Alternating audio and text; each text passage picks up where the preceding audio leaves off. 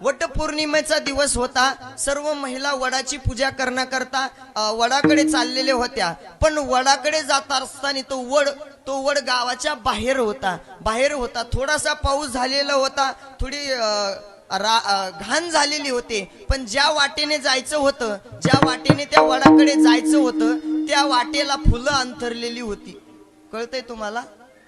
फुलं अंतरलेली होती म्हणजे घाण होती। हा, पण त्या वाटेने जात असताना एका महिलेला चालता चालता एका हातामध्ये ताट आहे, एका हातामध्ये तांबे आहे। चालता चालता तिच्या हाताला डास चावला, मच्छर चावला त्या बाईच्या।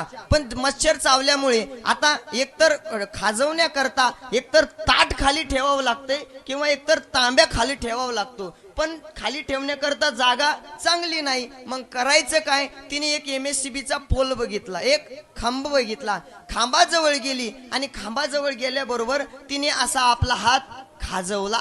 हात खाजवल्यानंतर तिच्या मागे काही महिला चालल्या होत्या। तिने हात खाजवला, ती निघून गेली। आता तिच्या मागे काही महिला येणाऱ्या होत्या, त्या महिला आल्या, तिनं खाजवलं म्हणून ही हात खाजवला गेली। अशा 2-4 महिला गेल्या। शांता काकू खांबापाशी येणं, हात खांबाला लावणं आणि खांबात करंट येणं संगच। ऐका, पहिलीनं खरंच तिला खाज येत होती म्हणून तिने खाजवलं। नंतर का झालं असं?